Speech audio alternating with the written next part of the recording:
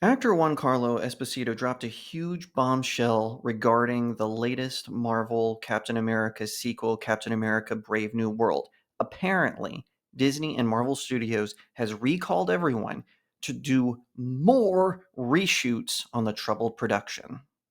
'Cause I've been living life right like I could just die any minute. Going for a ride down the Hi everyone, my name is Jacob Berry. Welcome to the StudioJake vidcast where I talk about all things pop culture. Be sure to like, share, subscribe, and if you're watching on YouTube, ring that little bell so you get notifications when I post a new vidcast, and consider becoming a channel member. So, a lot of Marvel films have had trouble productions. This is no secret. Sometimes the quality outdoes this, but that certainly wasn't true for films like Thor Dark World. And I have to admit, I doubt it'll be true of Captain America Brave New World. Marvel Studios and Disney have released a trailer for this movie showing Anthony Mackie return as the Falcon and Harrison Ford taking over the role of General Ross, who apparently is now running for president. We see villains going back and forth. Apparently, Giancarlo Esposito is going to play Sidewinder of the Serpent Society. This is news to me because I didn't realize that the Serpent Society was still the villains. I had heard that during a spate of reshoots, they got completely edited out and he's playing a totally different villain. However, Esposito both confirmed two things in a recent interview. One is that he is, in fact, playing Sidewinder of the Serpent Society, and two, there's going to be more reshoots. This is according to Bounding into Comics. And a surefire indicator of just how little confidence even the studio has in the upcoming Marvel Cinematic Universe entry, actor Giancarlo Esposito has confirmed that with just a little over 3 months until its release, Captain America Brave New World is headed back for another round of reshoots. Esposito, who is set to appear in the film as the first ever live-action incarnation of Serpent Society member Sidewinder, revealed Brave New World's forthcoming production plans during a November 7th speaking appearance at Penn State University. At one point in the conversation, per a video recorded and shared to Twitter by user Vino202, the actor took a moment to share his excitement toward his upcoming MCU debut, telling the crowd, "Sidewinder is just a bad bleep, and I'm so excited for this piece."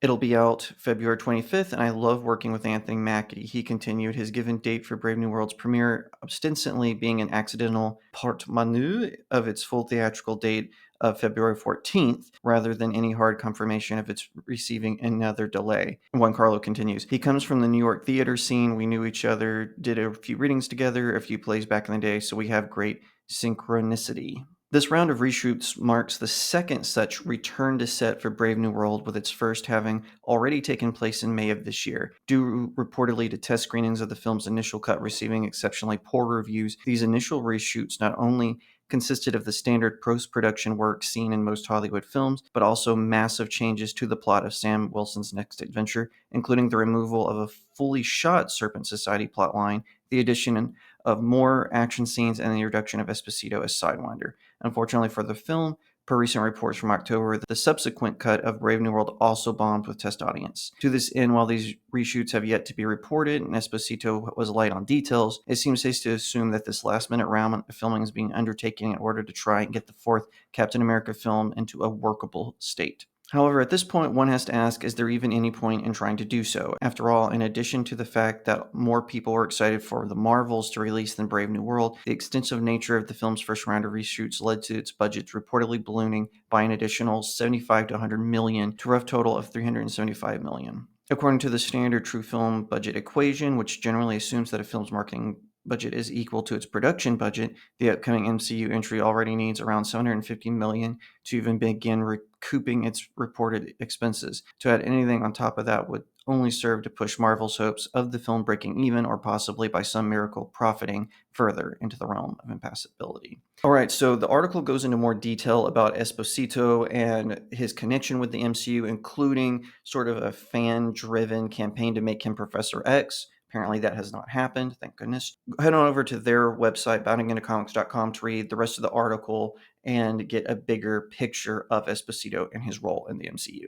So here's my take on all this. Number one, Captain America Brave New World, which was originally titled New World Order, is kind of set up to fail. And I hate to say that because Falcon and Winter Soldier had everything going for it. Anthony Mackie is very popular with the fans. Don Cheadle is very popular with fans. And of course, Sebastian Stan is very popular with the stands. They have those three things going for them. And they bungle it all with a boring family drama in Falcon's arc, with a bunch of finger wagging story arcs, with an unnecessary add in that dealt with modern day politics, even though the MCU takes place in the future, not really a villain that mattered a whole lot in the end. It all came crashing down, and I think, I hate to say this, they had the perfect setup to turn Falcon into Captain America, which on principle, I don't really like it anymore. I used to think it was fine, but I don't really like it when a hero passes the mantle. I like the hero to stay who he is or she is, and then their sidekicks get their own identity. Great example of this is Dick Grayson becoming Robin and then later Nightwing. Now, I know there was an arc where he did become Batman for a while, although Bruce Wayne did return. In that case, it was more to protect Bruce Wayne's identity. So they had Hush pose as Bruce Wayne, and then Nightwing, of course, was Batman duties.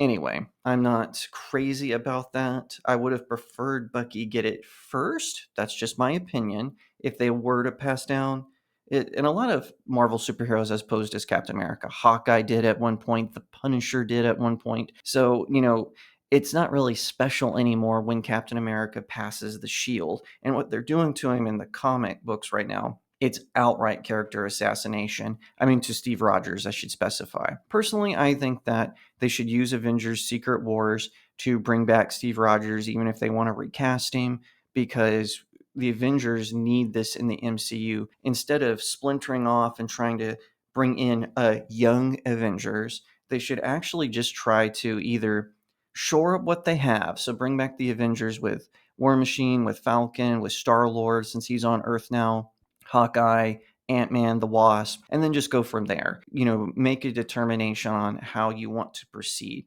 Because this movie, I hate to see it, because the trailer actually didn't look bad. It just didn't tell me what the story was, other than Ross and Falcon are in some sort of conflict, and of course Sidewinder is around. That didn't really tell me anything, so I don't know what to be excited for. Certainly not the return of Captain America, because they bungled that in Falcon and Winter Soldier. So how can I be excited about that? Whatever the case may be, Marvel has an uphill battle in getting fans back, because again, it went through extensive reshoots at least twice that we know of. Apparently, the first storyline was so terrible the test audiences actually booed it when the credits started rolling, and so they added Harrison Ford as Ross and Giancarlo Esposito as Sidewinder later. I don't know if that's true or not. That's what I heard, but apparently this new cut, fans don't like it either, or I should say test audiences aren't liking it either, but the trailer is out.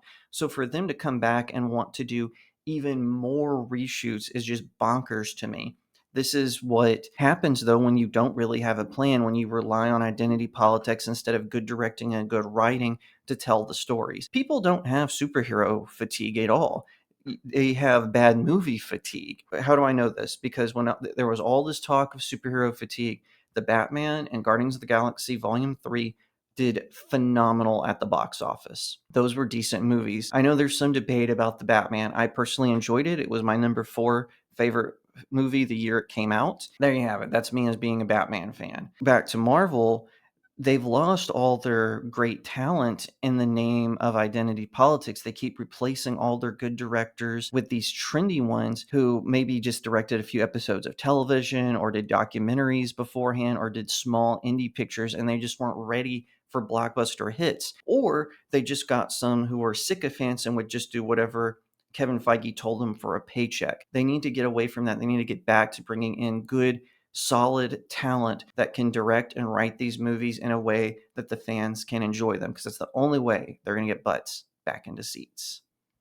If you like that video, be sure to give it a like, share it out to all your friends, let them know what you thought about it, and subscribe. If you're watching on YouTube, ring that little bell so you get notifications when I post a new vidcast, and consider becoming a channel member. If you're like, Hey, I want to support you in an alternative way. No worries. Click on the link to my locals community. It's kind of like a combination of Discord and Patreon. I have articles there that are exclusive for my locals community. You can sign up for a monthly subscription, or you can give tips to my articles. You can also pick up one or all of my novels. They're all available on Amazon. Just search my name and the title of the book. I've got them all right here. Please pick one or all of them up and leave me a 5-star review. It really helps out indie creators like myself. Once again, thank you so much for watching, and I'll see you next time right here on Studio Jake.